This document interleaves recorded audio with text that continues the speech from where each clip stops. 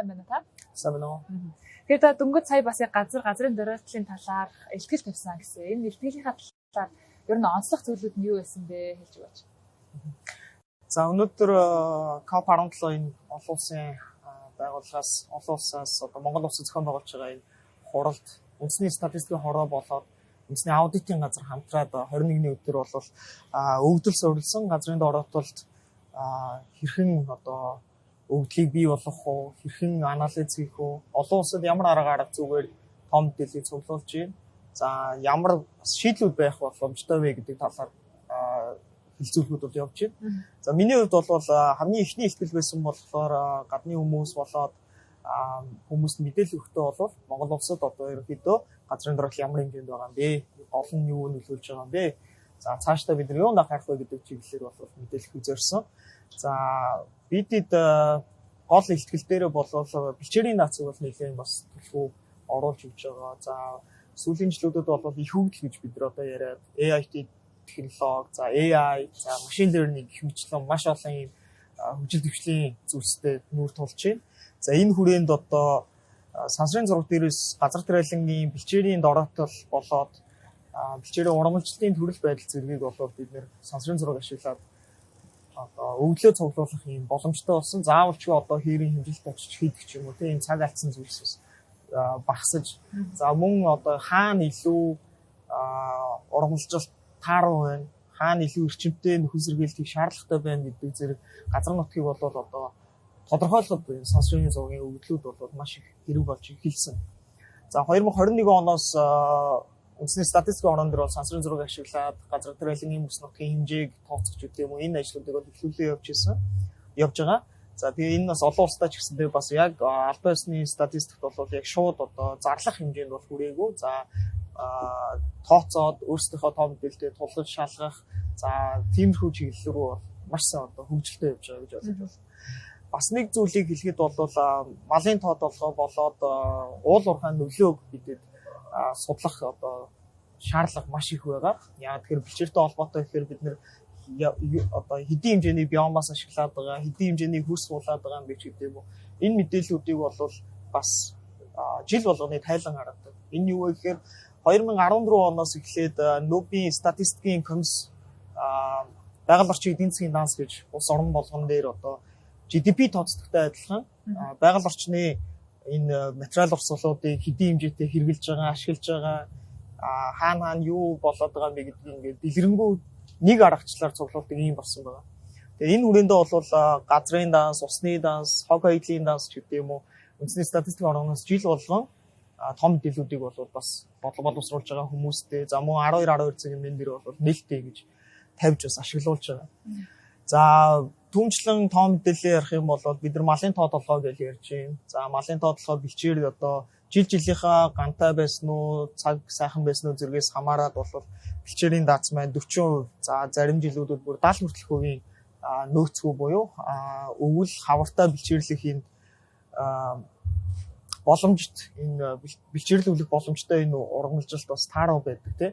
Тэгэхээр одоо өнгөрсөн жилийн хувьд бол 40% нь хүрэл бэлчээрийн дац хэтэрсэн гэж үр дүн гарч ирсэн. Тэрний урд 17 он, 19 он дээр бол бүр 70 хүртэлх дээр бол бид нэр бэлчээрийн нөөцгүй болчихлоо.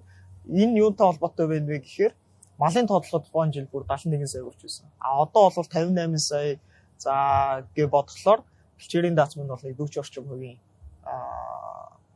одоо хүрэлцээг хангаж чадахгүй байна гэж ойлгож байна. Гэх мэтлэн энэ том мэдээллүүдийг бас танилцуулж байна. За тэгээ COP17-гийн хүрээнд олон улсын хүн ихтгэгч нартай мөн одоо ингэ сонирхож байгаа асуултуудад хариулахад бол Монгол улс юу хийж байгаа юм бэ гэдэг асуултууд маш их асууж сонирхож байна. За энэ хүрээнд мэдээж бидэд одоо тужийн нарсан ч гэдэг юм уу маш олон талд бид нэр оролцоотойгоор төсөл хөтөлбөрүүд хэрэгжүүлж байна. Тэр бомбод ч гэдэг юм уу тийм. Тэгэхээр энэ маань өөрөө байгаль дээр биомас за мөн одоо энэ карбон кредитийг бас бий болгох чиглэлийн маш олон юм ажлууд бас хийгдэж байна. Тэгэхээр энэ хүрээндээ бидний дараагийн алхам бол карбон кредитийг бас одоо боловсруулах, санхүүжилтийг бий болгоё. За мөн индекс суурилсан одоо даталыг бий болгох гэдэг юм. Ийм ажлууд бас хийгдэх зайлшгүй шаардлага байна уу да гэж харж байна. За мөн бид нэр жил болгоо. За сүүлчийн point болохоор бидэд малын тоотлого бол бидний одоо өрхийн үйлдвэрлэл за мөн амжиргаа хүнсний аюул байдлыг маш чухал одоо мал аж ахуйн орн гэдэг утгаараа бол бид нэр маш их одоо анхаарал хандуулах хэрэгтэй малын тоо, эрүүл мэнд, чанар, бэлчээр, нөхөн сэргээл зэрэг зүйлдер. Тэгэхээр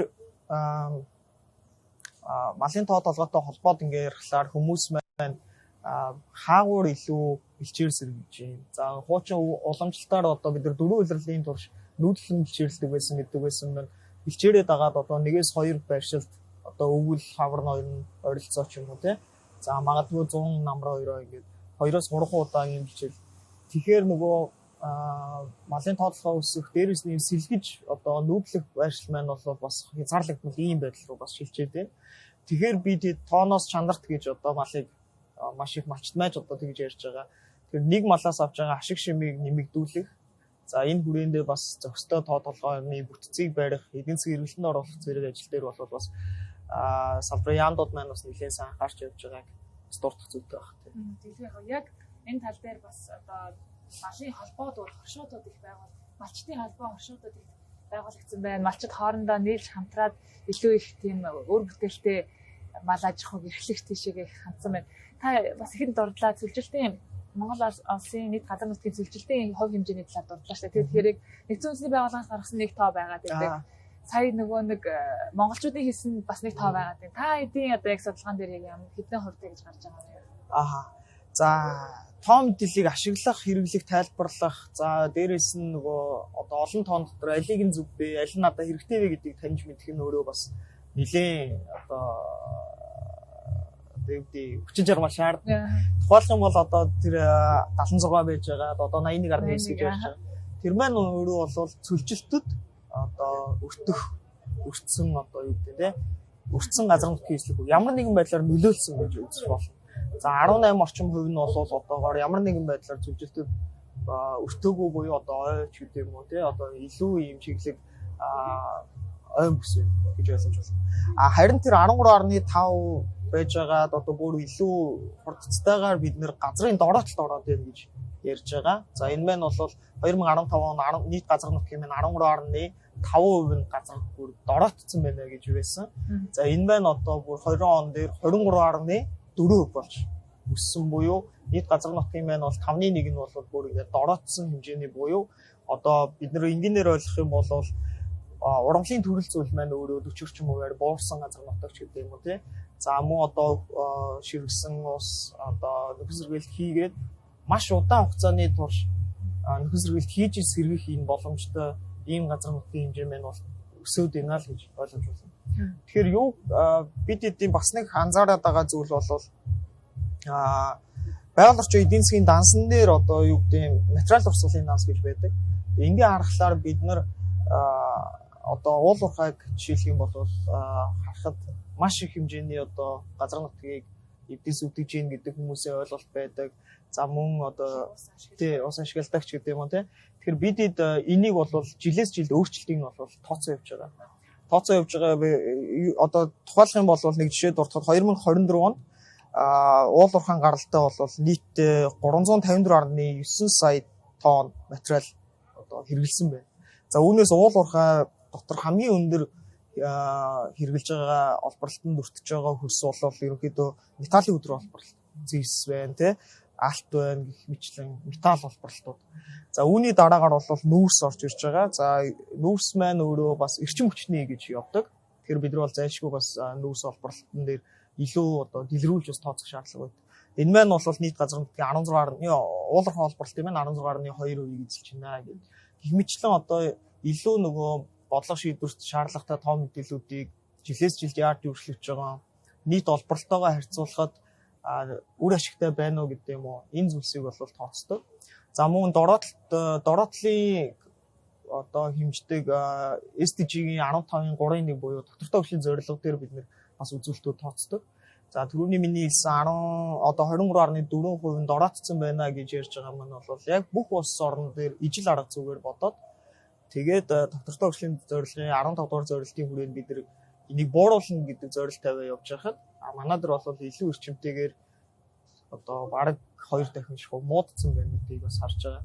Тэгэхээр энэ юу нөлөөлөд байна гэхээр нөгөө байгаль цагуур маань өөрөө 2 орчим одоо градусаар дулаарчлаа. Дэлхийн 1.8 байхад манай дээр 2.3 градусаар дулаарч байна. Манай бүс нутаг дээр маш их юм байгаль цагуурын нөлөө байна гэдгийг бас илүү бас тодтоох хэрэгтэй.